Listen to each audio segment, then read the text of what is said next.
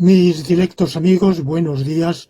Vamos a consagrar esta lección en la 34ª de lección laurentina a la 43ª tesis del racionalismo jurídico, que nos dice que no existe bien común, no se realiza el bien común, en tanto en cuanto haya integrantes de la comunidad jurídico-política que, teniendo capacidad de contribuir al bien común, no lo hagan.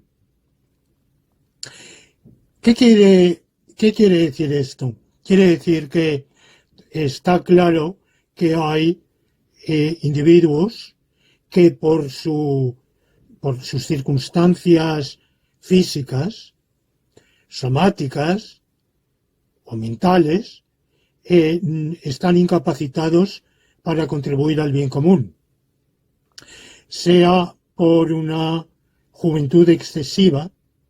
Evidentemente, no se puede decir que los recién nacidos contribuyen al bien común. E incluso los niños en general se puede debatir hasta qué punto contribuyen o no al bien común. Yo pienso que sí, que en la medida en que aprenden, se preparan, ya están contribuyendo al bien común. La contribución al bien común implica también una capacitación, un desarrollo de la propia capacidad para hacerlo.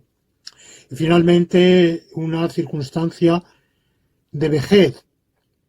Eso no significa que los viejos, después del retiro, no hagan ninguna contribución al bien común. Pueden hacerla en alguna medida, pero también es verdad que llega un momento de senectud avanzada en el cual esa contribución resulta imposible, salvo en un sentido muy extenso, muy lato, de decir, bueno, son un consuelo, son un objeto de amor, de afecto para los suyos. Bueno, se puede ver así. Pero, de manera general, reconozcamos que hay circunstancias de edad muy baja o muy alta en las cuales no se está capacitado para contribuir al bien común. Y luego hay circunstancias de discapacidad.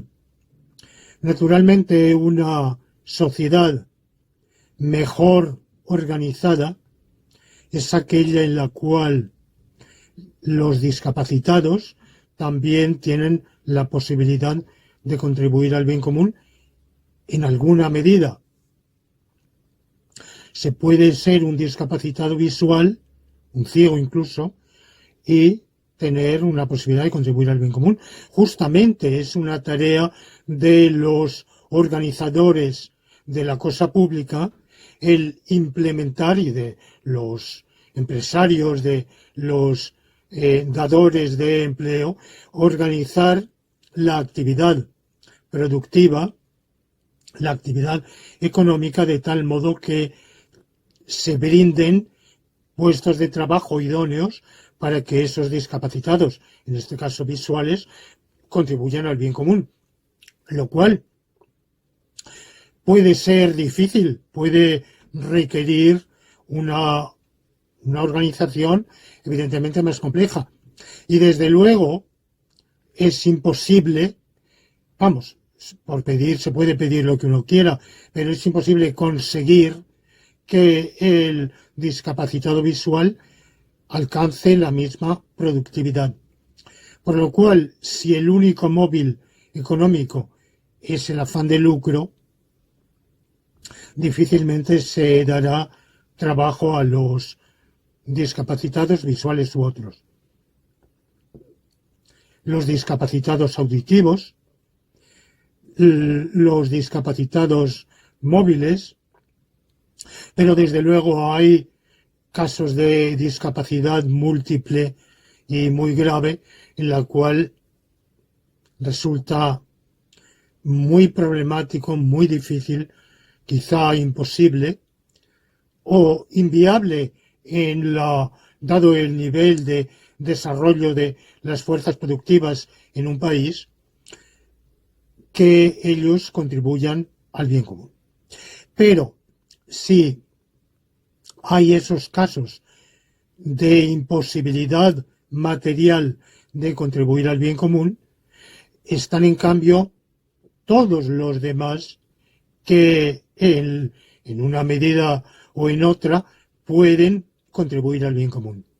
Bueno, pues una sociedad en la cual se frustre esa contribución, ya sea porque los propios individuos no quieran hacerlo, ya sea porque la sociedad no quiera o no sepa cómo organizarse para que todos contribuyan al bien común, bueno, pues es una sociedad en la cual en esa medida no se realiza el bien común. Y posiblemente es el mayor defecto que puede tener una sociedad, exceptuando la desunión. Veíamos en lecciones anteriores que lo más preciado del bien común es, primero, la unidad.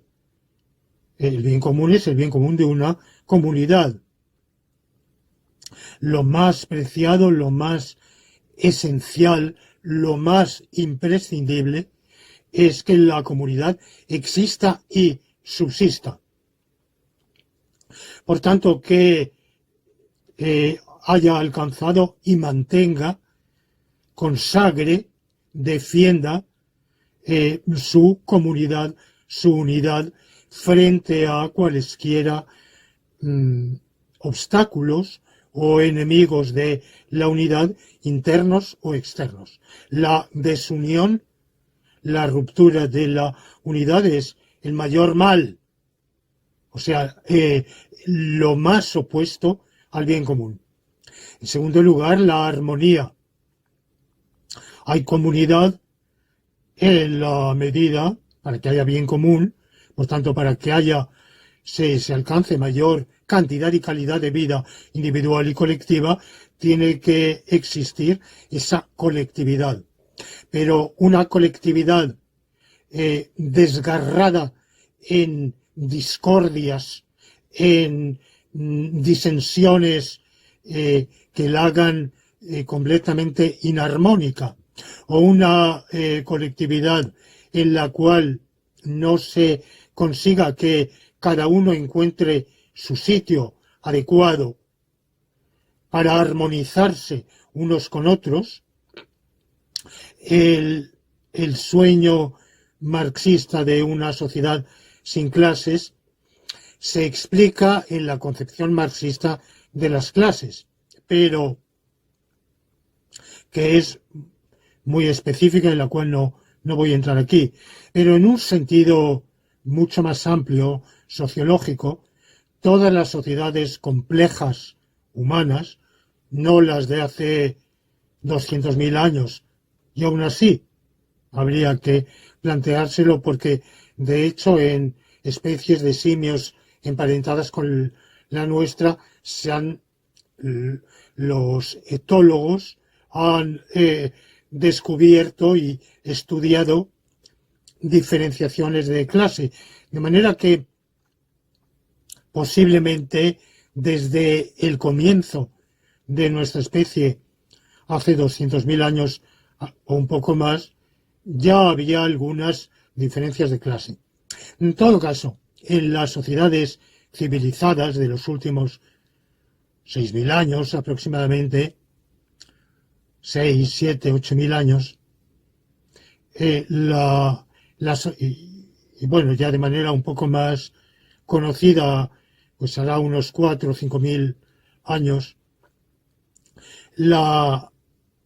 todas las sociedades están estructuradas en clases.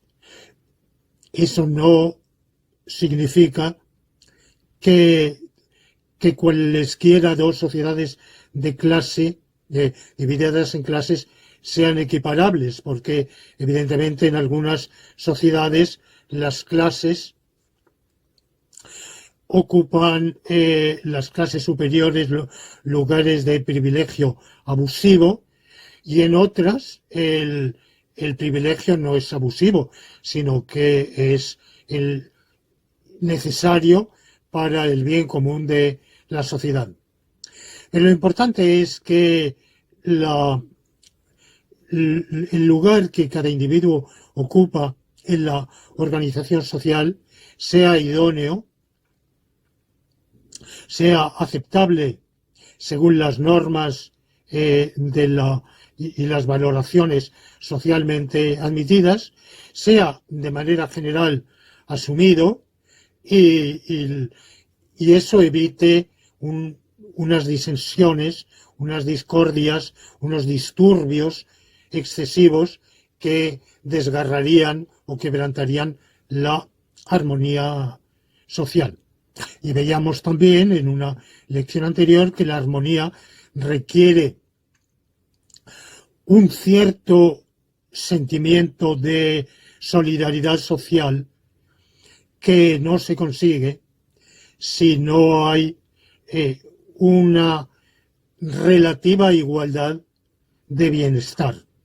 Es decir, he hablado de que puede haber estratos relativamente privilegiados, es decir, aventajados, más que la palabra privilegio evidentemente puede entenderse como inmerecido, no, que adquieran un nivel social de mayor bienestar, pero esa ventaja tiene que ser adecuada para el bien común y está injustificada cuando supera lo que es necesario para el bien común.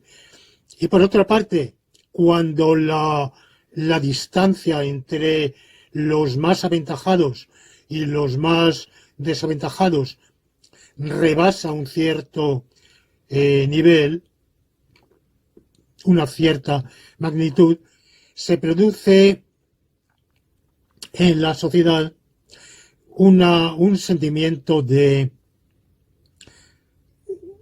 pérdida de solidaridad, se produce la enemistad profunda y la discordia y el descontento.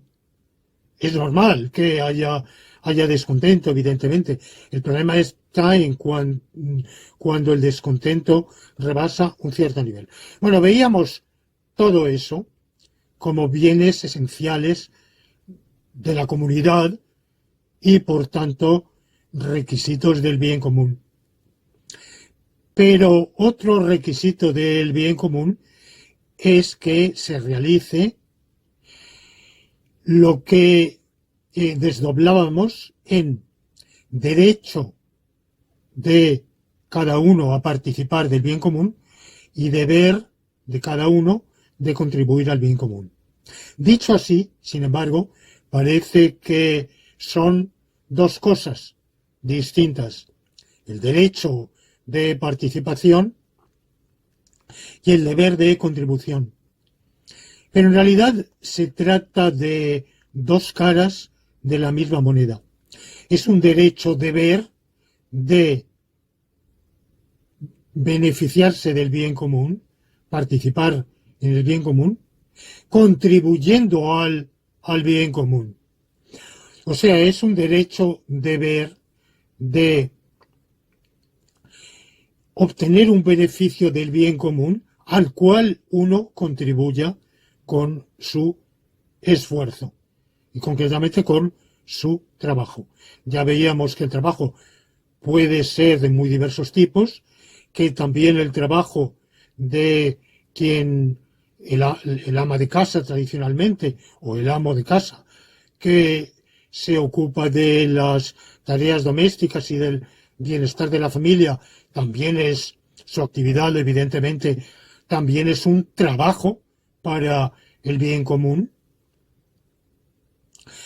Y, mm, y veíamos que el derecho de participar en el bien común se desglosaba en una serie de derechos específicos de bienestar, el derecho a la vivienda, al empleo, a la educación, a la comida, al agua, al descanso,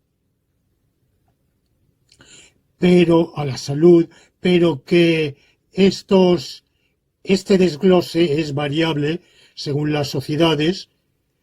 No en todas ellas se desglosa de ese modo, depende del nivel de desarrollo de las fuerzas productivas y de organización social.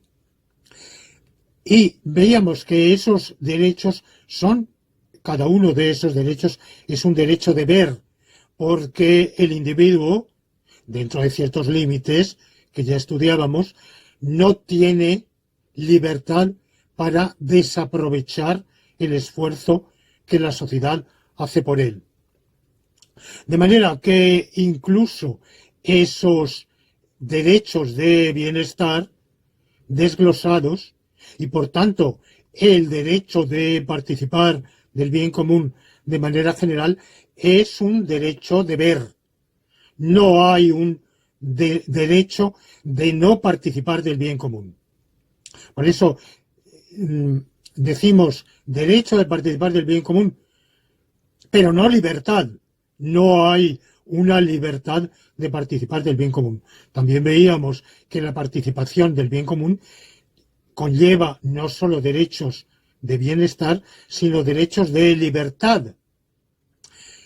Y los derechos de libertad, las libertades, sí son en cambio derechos de hacer y de no hacer, y de hacer en un sentido o hacer en otro. Pero en cambio, la libertad, el derecho a la libertad, no es un derecho de libertad. Esto suena paradójico. No somos libres de no ser libres. No tenemos el derecho de renunciar a la libertad. Tenemos el derecho de renunciar a ejercer ciertas libertades, evidentemente, pero de manera revocable. En cualquier momento podemos retomar el ejercicio de esas libertades. Pero de manera general no somos libres de no participar del bien común. Tenemos el derecho, pero también el deber de participar del bien común. Y mirado por la otra cara de la moneda, contribuir al bien común. Tenemos el deber, pero ese deber es también un derecho. ¿Por qué? Primero, porque evidentemente si es obligatorio, a fortiori es lícito. Por tanto, es una obviedad, es una tautología decir que si tenemos el deber, tenemos el derecho. Pero también en el sentido en que pragmáticamente usamos la palabra derecho. En el lenguaje hay tres facetas: sintáctica, semántica y pragmática. La semántica tiene que ver con la relación entre las palabras y las cosas. La pragmática tiene que ver con la conveniencia de usar unas palabras u otras, unas locuciones u otras, en función de parámetros comunicacionales. El contexto, el entorno de locución, los términos de la interlocución. Bueno, pues pragmáticamente, por razones pragmáticas, no semánticas, solemos hablar de derecho cuando eso redunda en interés del titular del derecho. No es forzosamente así, pero eso llevó a Jhering, un grandísimo filósofo del derecho alemán de finales del siglo XIX y comienzos del XX, que ha sido uno de los filósofos del derecho más influyentes de todos los tiempos, lo llevó a decir que el derecho es un interés jurídicamente protegido. Bueno, como tantas cosas que él dijo, una frase llena de interés, nunca mejor dicho, es una frase que refleja su enorme talento y su capacidad, su inventiva para las locuciones impactantes, fuertes, pero los estudiosos posteriores han solido estar en desacuerdo porque el derecho no forzosamente es un interés. Puede serlo y puede no serlo. En todo caso, es evidente que por motivos de pragmática comunicacional solemos decir derecho cuando redunda en interés del titular del derecho. Y por eso se habla más del deber de contribuir que del derecho de contribuir. Sin embargo, como es un todo, contribuir y participar, se trata de una relación que el integrante de la sociedad no gravemente discapacitado tiene de beneficiarse del bien común, participar de él, contribuyendo al bien común. ¿Por qué beneficiarse del bien común contribuyendo al bien común? Porque evidentemente la satisfacción que se obtiene, que cada uno obtiene, la obtiene no sólo por ver satisfechas esas necesidades de la comida, del cobijo, de la educación, la salud, sino también por eso el primer derecho de bienestar es al trabajo, porque la primera satisfacción es la satisfacción de ser útil a la sociedad. Evidentemente ustedes me dirán, hay vagos, hay gandules que no sienten ninguna necesidad de contribuir al bien ni de los suyos, que viven en la holgazanería muy confortablemente, ¿verdad? Los perezosos. Bueno, pensamos que son individuos deformados, que padecen una deformación, yo diría que una enfermedad mental, evidentemente. Y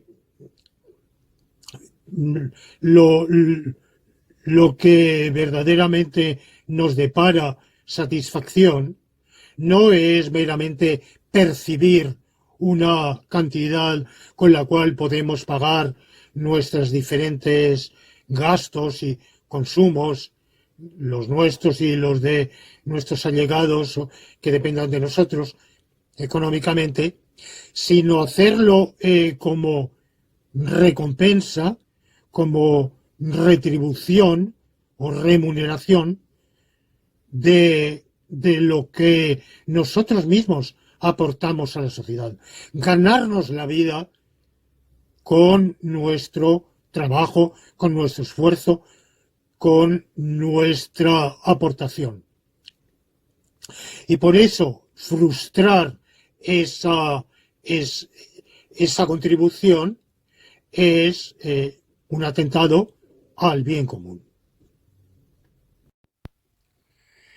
Bueno, de manera que lo que hemos dicho nos lleva a recapitular este principio de que es un derecho deber de cada uno, en la medida de lo físicamente posible, en virtud de sus propias capacidades.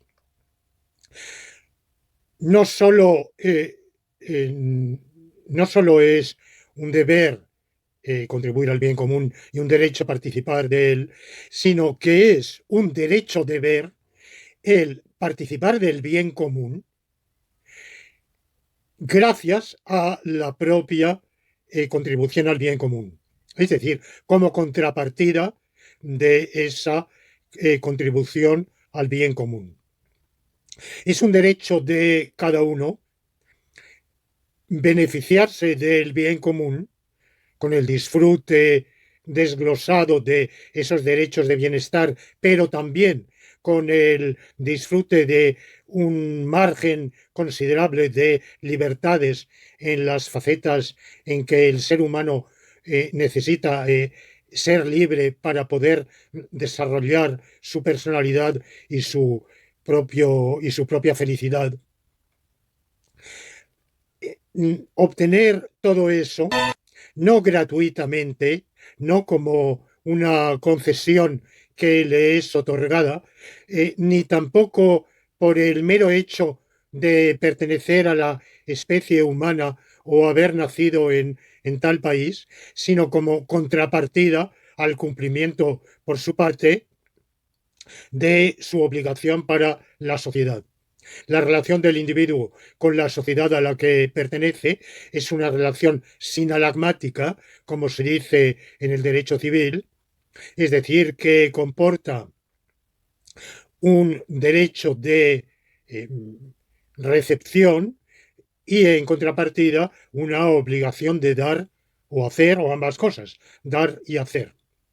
Y como está íntimamente ligado lo uno con lo otro, podemos decir, por consiguiente, que existe el derecho-deber de cada integrante de la sociedad en la medida en que sea compatible con sus capacidades físicas, de edad y de aptitud, el beneficiarse de, del bien común de la sociedad, participar de él, contribuyendo a ese mismo bien común.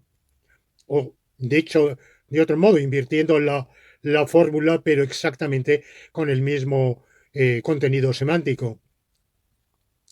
A contribuir, es un derecho de ver el de contribuir al bien común de la sociedad, viendo adecuadamente retribuida esa contribución para de ese modo ganar su sustento y en general participar en el bien común de la sociedad, satisfaciendo sus necesidades y las de los suyos y disfrutando de el margen de libertad necesario para que la vida sea agradable y adecuada a las expectativas de un individuo humano en una sociedad de un determinado nivel de desarrollo.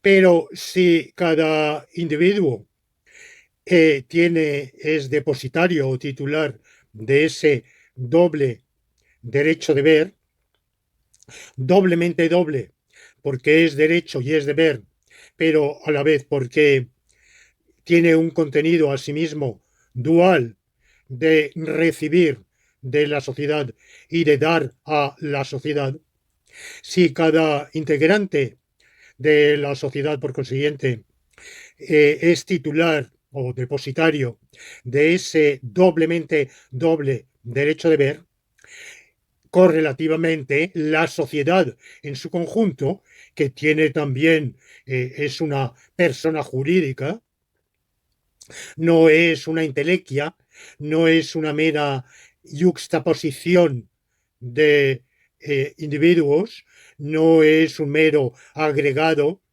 eh, tiene entidad propia, la entidad de la población, el pueblo, la sociedad, como lo queramos llamar, porque estas diversas palabras tienen evidentemente connotaciones diferentes, pero para el propósito de lo que ahora estamos abordando son intercambiables o aproximadamente sinonímicas.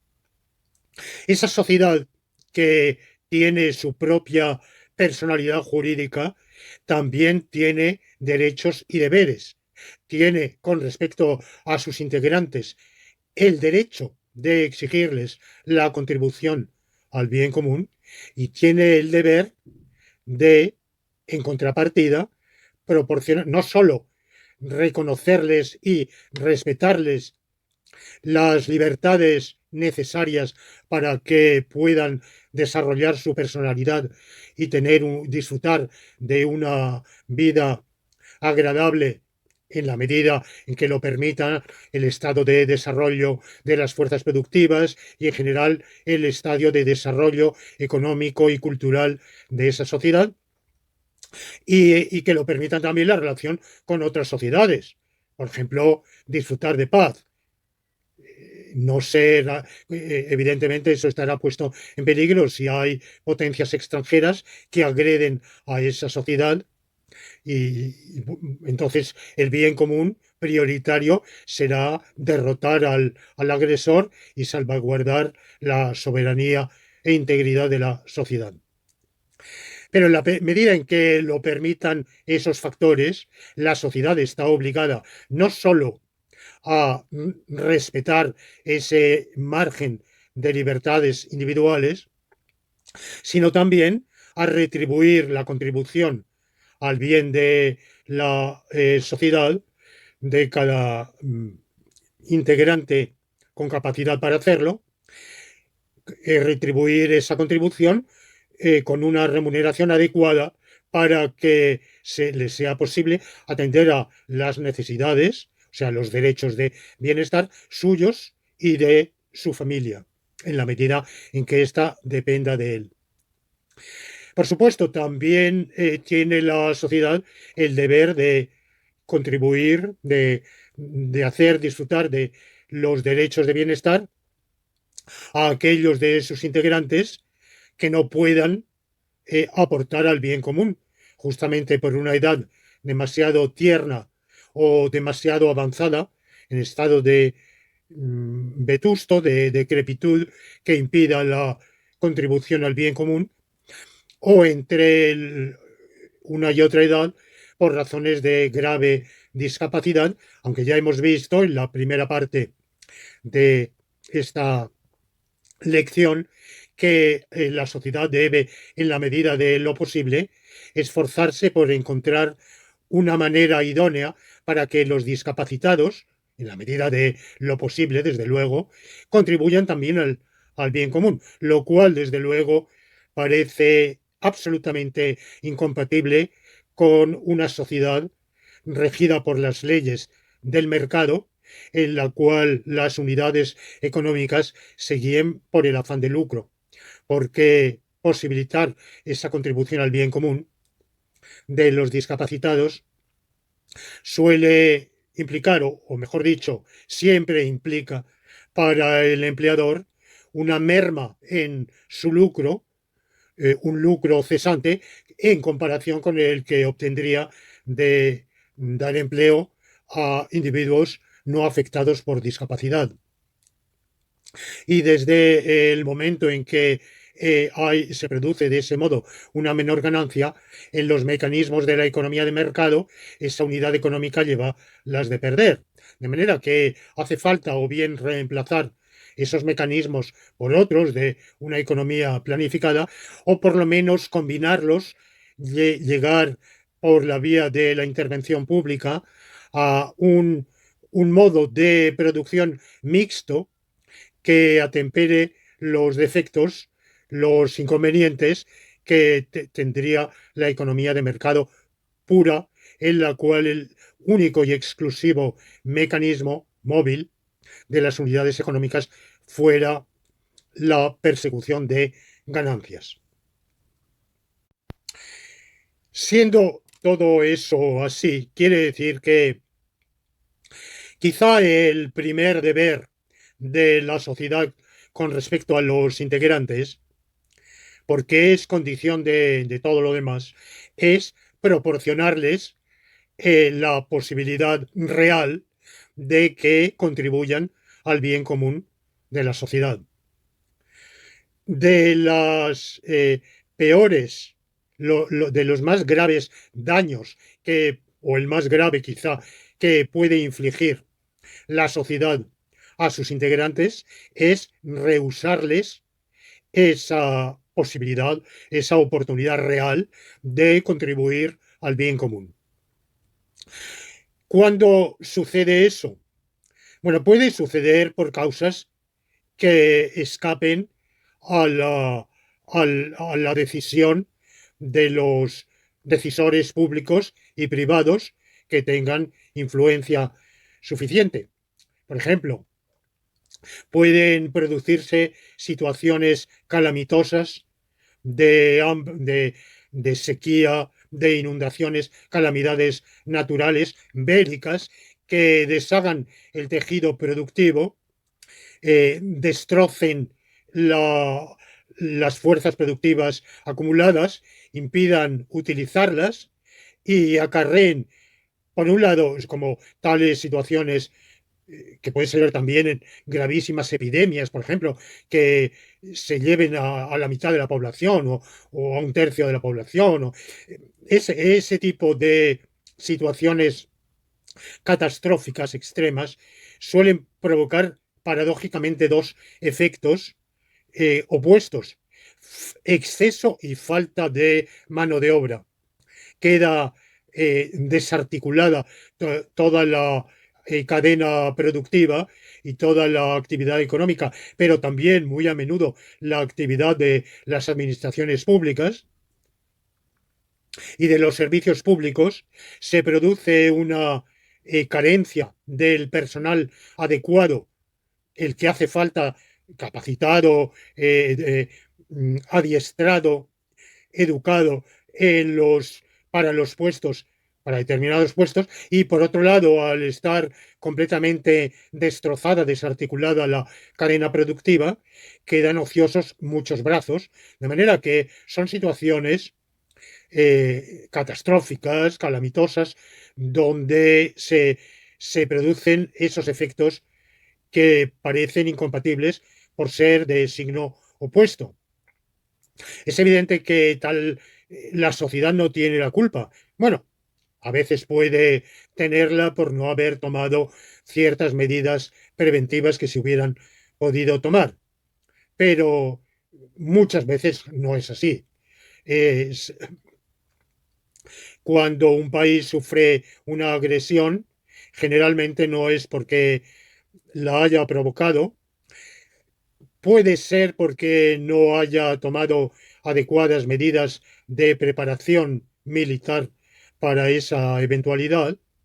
Eso puede ser, pero muchas otras veces hay que decir que la agresión se sufre inmerecidamente y haya hecho el país agredido lo que haya hecho, bueno o malo.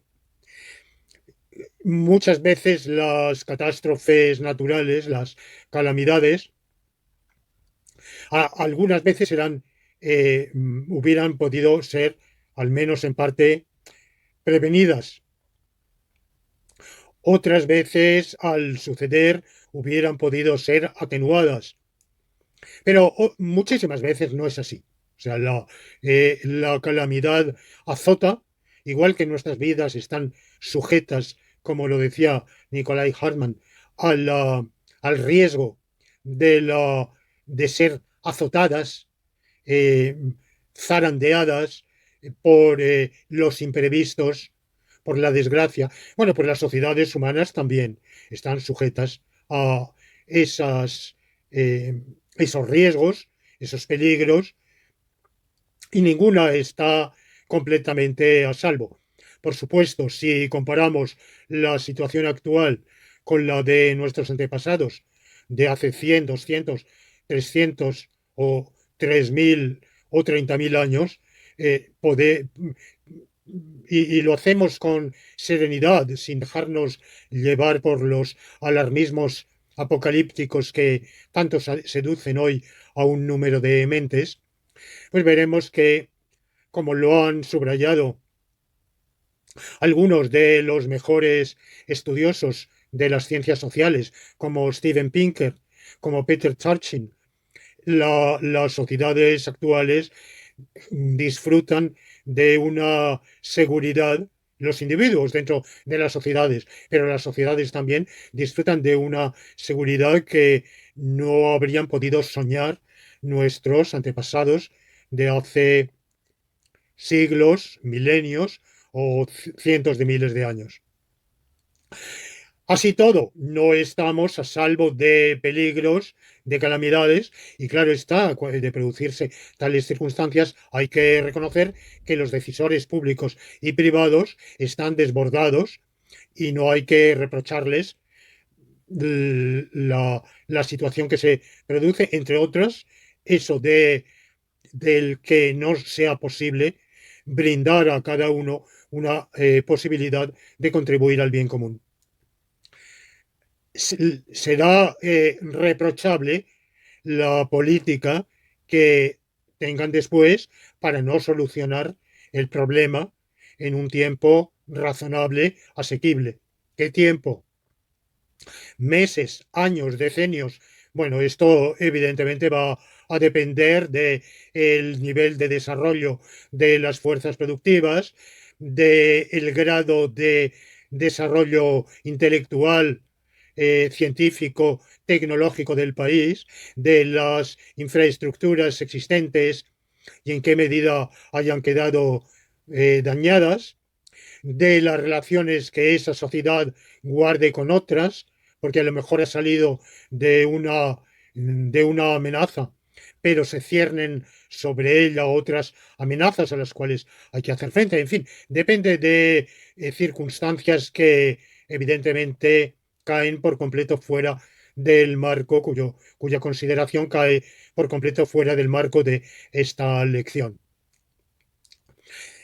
A salvo de ese tipo de circunstancias y de riesgos, de, eh, digamos, acontecimientos aleatorios, los poderes públicos, pero también aquellos decisores privados que dispongan de recursos y medios, tienen el deber de conseguir que todos los miembros, todos los integrantes válidos de la sociedad vean posibilitado el contribuir al bien común.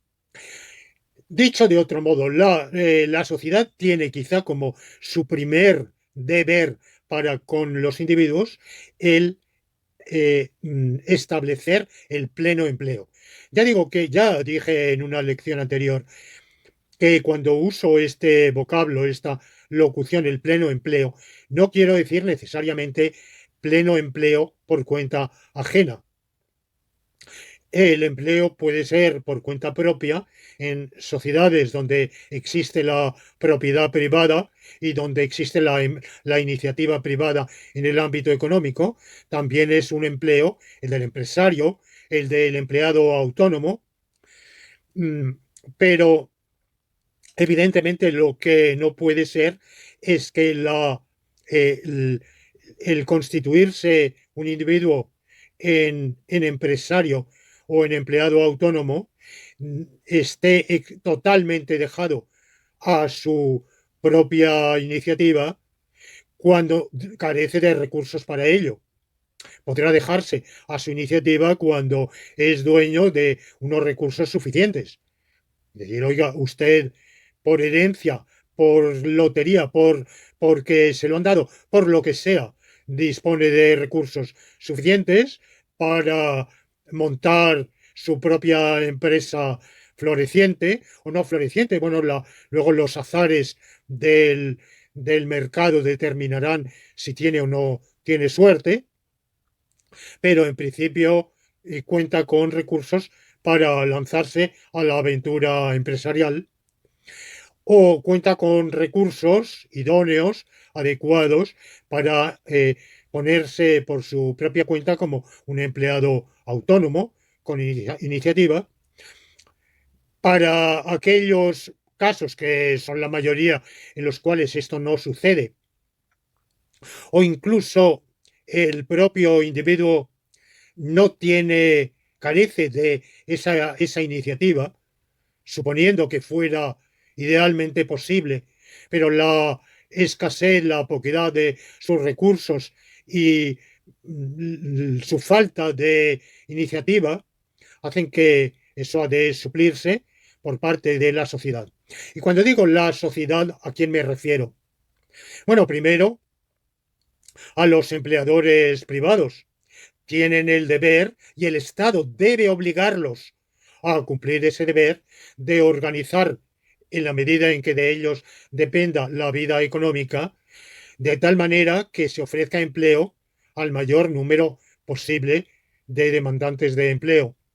Lo cual, de nuevo, si la organización de la vida económica depende solo del mercado y dentro del mercado cada unidad económica, cada empresa tiende solo a maximizar su ganancia, evidentemente el ofrecer suficiente número de puestos de trabajo para dar empleo a todos los eventuales solicitantes, esto puede ser quimérico, no ya porque se puedan reemplazar los trabajadores por máquinas o eventualmente por robots. Ese miedo al maquinismo o a la robotización es un miedo en gran medida infundado, porque las sociedades que se mecanizan y se robotizan dan lugar a que se creen otros puestos de trabajo.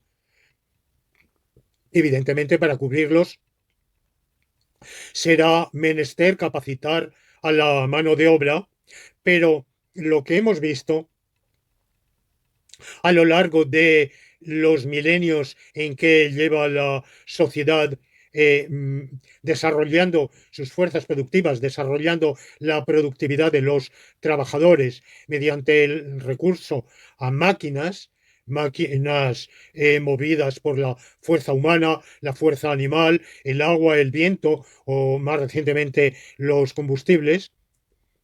Eh, eh, pero cualesquiera aparatos que multiplican la eficiencia de la fuerza, podemos llamarlos máquinas, y su desarrollo forma parte del crecimiento de las fuerzas productivas. Bueno, pues desde la antigüedad, ya desde la época del emperador Trajano, se temía que el reemplazo de la mano de obra directa por el uso de ciertos aparatos podía llevar al desempleo. Bueno, a lo largo de los milenios esto se ha repetido muchas veces, mucho antes de la revolución industrial, ya en el siglo XVII, para hablar de un periodo más reciente, la mecanización, la manufactura, que se desarrolló entonces, el telar manufacturero moderno, el desarrollo de la fuerza hidráulica y eólica, dieron lugar al temor de que eso condujera a un desempleo masivo.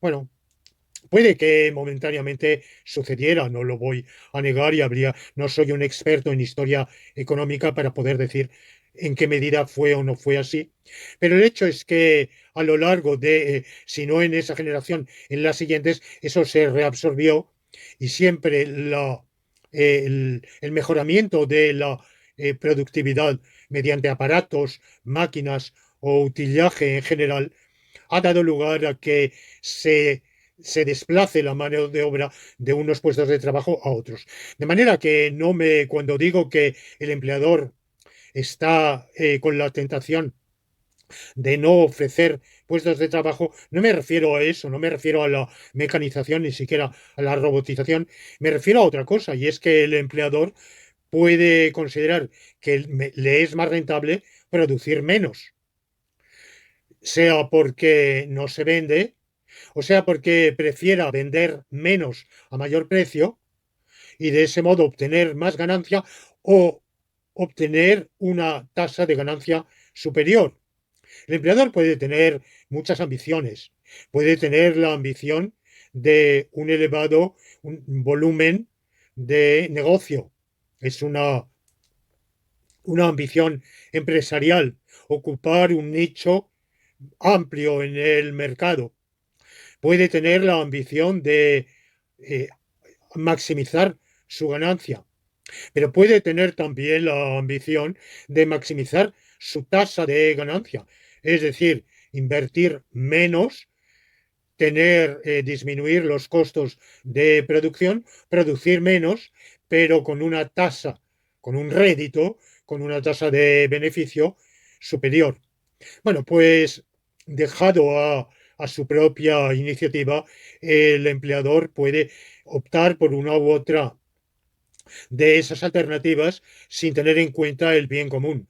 Hace falta una regulación pública para forzar al empleador privado a, a las opciones que sean más idóneas para el bien común. Y una de ellas es conseguir no reducir el incremento de la productividad, no el estancamiento de la productividad, porque eso a largo plazo es nefasto, pero sí llegar a una proporción idónea entre el incremento de la productividad y la ampliación de la oferta de empleo para que la sociedad evolucione paulatinamente hacia mayor productividad, hacia otro tipo de producción más avanzada y al mismo tiempo se logre el pleno empleo.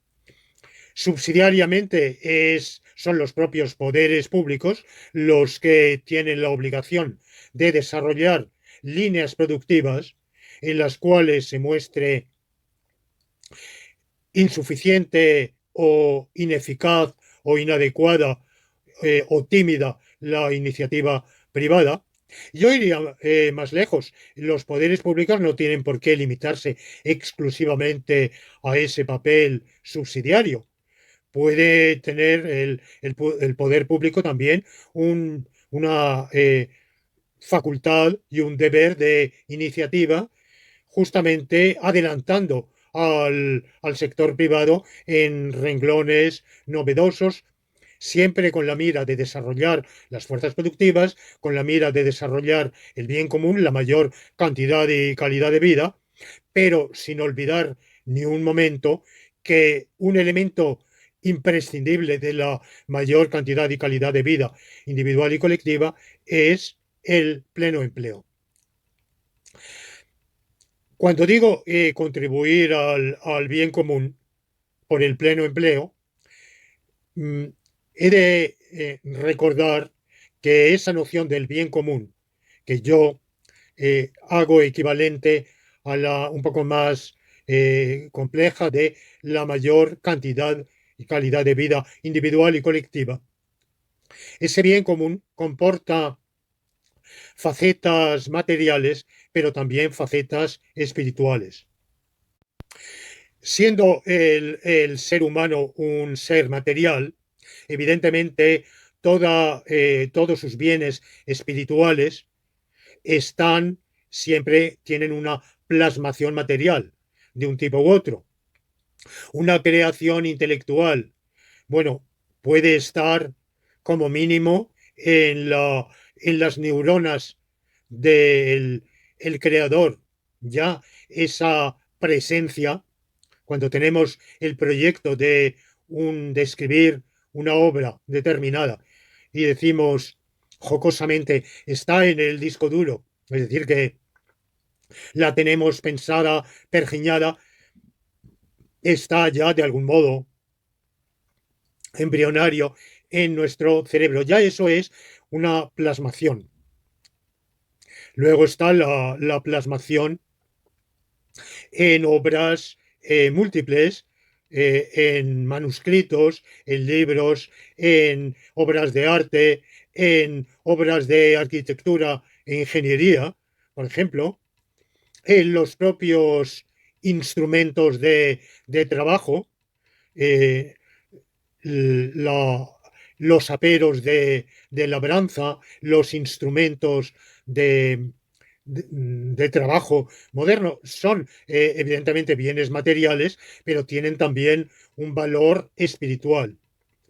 La propia sociedad encarna un valor espiritual como es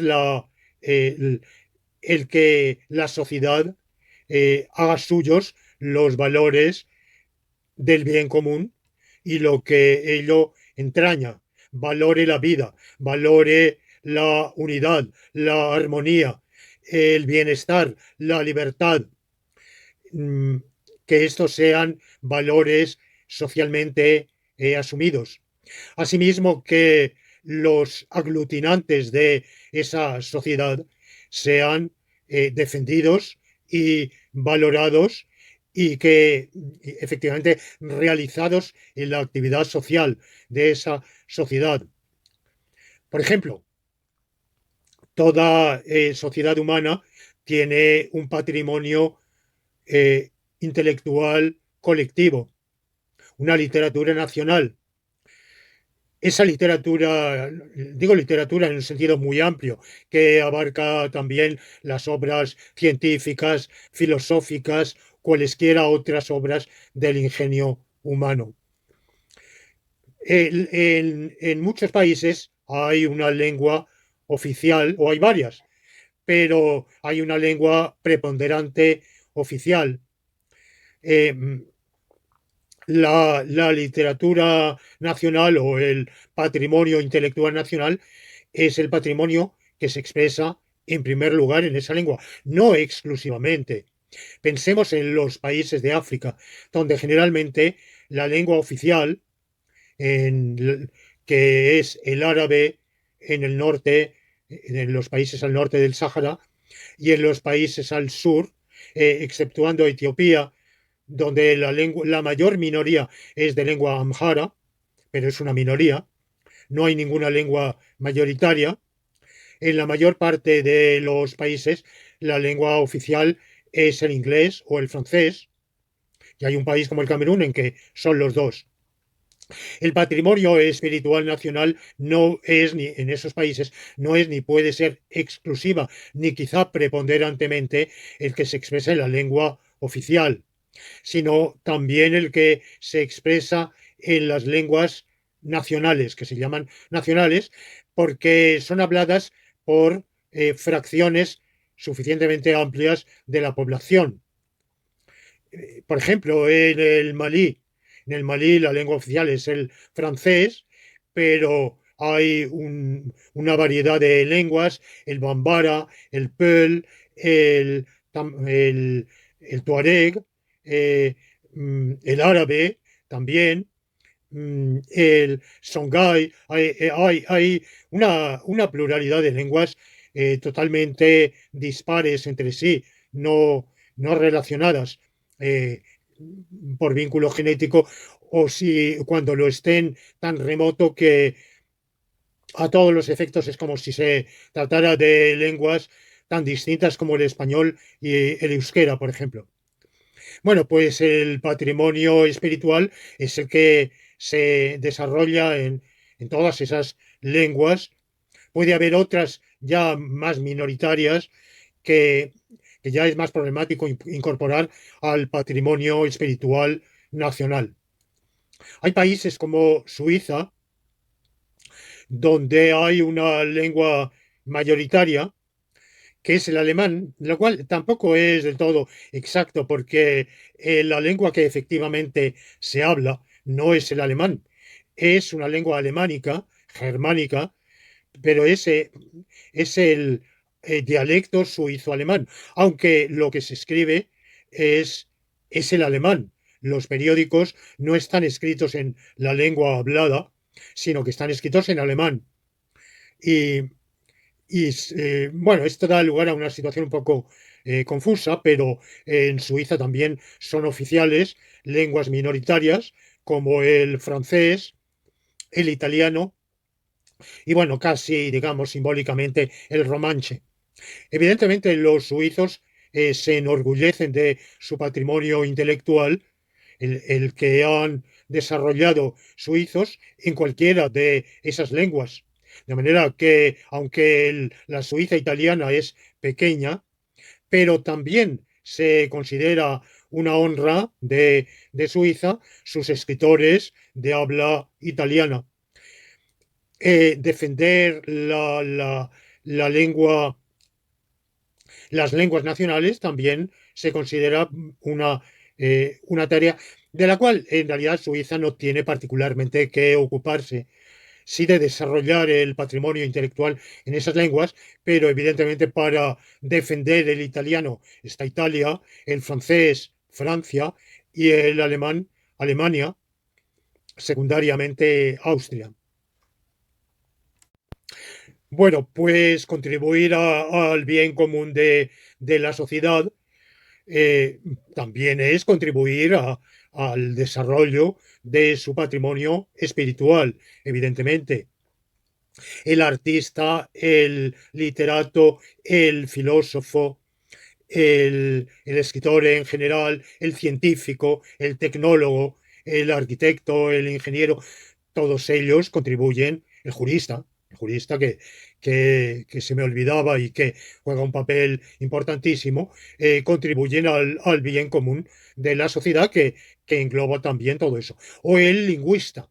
Y esto es particularmente importante para aquellas naciones donde hay una lengua mayoritaria, que de nuevo no es forzosamente lengua única, porque raro será el país en el cual exista una lengua única de toda la población. Bueno, puede haberlo, pero seguramente son países más bien pequeños. Quizá todos los daneses hablan danés, no lo sé. No todos los suecos hablan sueco, están los lapones, ni todos los fineses hablan finlandés o finés, de manera que es raro que en un país exista una lengua única, pero en muchos países la lengua nacional oficial o preponderante es muy definitoria de la nación. Sin duda, los países de habla española, Guinea Ecuatorial, el Ecuador, Argentina, México, España, Colombia, la República Dominicana, Cuba, son países en los cuales la identificación con la lengua es muy definitoria de la propia nacionalidad. En todos ellos, no lo sé en Guinea Ecuatorial, pero en todos los demás existe una academia de la lengua española, que están todas ellas confederadas en una federación o unión de las academias de la lengua española. Aquí quizá España tiene una prioridad temporal, pero vamos, esa prioridad no quiere decir que la lengua española pertenezca más al pueblo español que al pueblo cubano o al pueblo mexicano. Por supuesto que no. Tan dueños de la lengua española son los panameños, los venezolanos o los chilenos como los españoles. Pero quizá España, por ser la cuna, el origen, tiene un deber de velar por su propia lengua, en hacerla conocer en el mundo. De manera que también, como digo, existe ese patrimonio. Existe otro factor del patrimonio colectivo, que es el factor del prestigio, de la reputación. ¿Cómo gana reputación una sociedad en el mundo, en la sociedad global? Bueno, pues en la medida en que contribuya al bien común de la humanidad.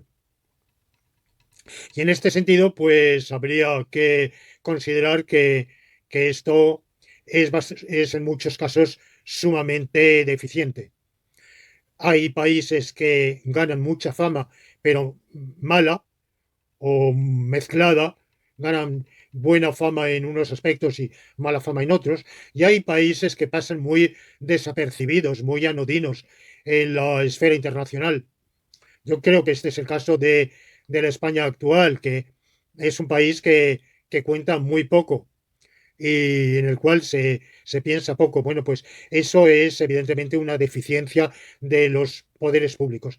Y cuando digo que el poder público, en colaboración con el sector privado, deben ofrecer a todos la oportunidad real de contribuir al bien común, me refiero al bien común en todas esas facetas. Por ejemplo, en esta última que acabo de mencionar, también en la diplomática. Una sociedad debe cuidar su actividad diplomática, sus relaciones exteriores, brindar a quienes tienen capacidad y mérito idóneos para ello la posibilidad, la oportunidad de contribuir a esas relaciones exteriores y proyectar su propio prestigio en la arena internacional. Concluyo con una apreciación evaluatoria. En todo lo que llevamos dicho en esta lección y en lecciones anteriores, hablamos de los deberes y derechos de la sociedad en su conjunto y de los individuos para con la sociedad, así como derivativamente de los individuos unos con relación a otros. Pero ahora vamos a hablar brevemente del juicio que nos merece una sociedad. ¿Con qué vara vamos a medir para evaluarla? ¿Con qué parámetro? ¿Qué pauta evaluativa vamos a tener? Bueno, pues justamente vamos a evaluarla con respecto a cómo, en qué medida realice el bien común, siempre teniendo en cuenta el punto de partida. Claro está, el grado de desarrollo, de crecimiento de las fuerzas productivas, el estadio de desarrollo material y social y cultural en que se encuentre, pero a partir de ese punto de partida, en qué medida la sociedad logra realizar, materializar la mayor cantidad y calidad de vida individual y colectiva, que tiene todas esas facetas materiales y espirituales que he ido desglosando. Y claro está, con arreglo esa pauta evaluativa, todas las sociedades humanas realizan algo positivo, porque si no, no existirían. Una sociedad que fracasara tan absolutamente en realizar el bien común que lo que realizara fuera el mal común, se desharía, sería imposible, se desgarraría en la absoluta discordia y la fragmentación total. Pero eso, entre caer en la falta completa de realización del bien común y la realización óptima, pues hay infinitos grados. La óptima es un mero ideal, porque el ser humano no es óptimo, porque ningún gobernante es omnisciente, porque ningún legislador es perfectamente inteligente y perfectamente bien intencionado, porque ninguno de nosotros está guiado solo por buenas intenciones, porque ni el gobernante, ni el empresario privado, ni nadie está exento de cegueras, de miopías, de pasiones inadecuadas. De manera que la realización óptima la podemos dejar en un mero desideratum, un ideal. Pero de todas las realizaciones parciales del bien común, ¿cuáles vamos a priorizar? O dicho de otro modo, de los reproches que dirijamos a los decisores públicos y privados en una sociedad, ¿qué es lo que más les vamos a reprochar? Bueno, pues yo diría que lo más reprochable es justamente que no consigan el pleno empleo. Y este criterio me enfrenta diametralmente, me aleja diametralmente de aquellos que consideran, por ejemplo, que la mera maximización del bienestar en su parámetro puramente material o la mera maximización de las libertades o de determinadas libertades pasa por encima. Concretamente, en este momento, lo que estoy defendiendo va totalmente en contra de un una pretensión hoy muy extendida, que es lo que se llama la renta básica, que es el derecho de cada uno a vivir sin trabajar, vivir digna y holgadamente sin trabajar. Una idea un poco peregrina que lanzó hace ya varios decenios el filósofo político belga Philippe Van Parijs, y que luego ha sido asumida por la corriente civicista o ciudadanista, mal llamada republicanista, de Philippe Petit y de otros autores, que ha tenido una buena recepción en España y que hoy se está extendiendo en el mundo entero. El otro día creo que escuché que la ONU está, o algún organismo de la ONU está planteándose generalizar al planeta Tierra ese tipo de aspiración. Bueno, lo que necesita el ser humano no es la limosna, no es la sopa boba, no es que sin contribuir al bien común le den sustento, cobijo y otras necesidades. Lo que necesita es la posibilidad de ganarse la vida, es decir, de participar del bien común, pero contribuyendo como contrapartida, como retribución de su aportación a ese bien común. Y esto creo que es la conclusión final de esta lección, que nos lleva, por tanto, a la hora de valorar las sociedades de los últimos 100 años, pongamos por caso, eh, porque claro, las anteriores quedan un poco distantes en cuanto al desarrollo de las fuerzas productivas, son escasamente comparables con la nuestra.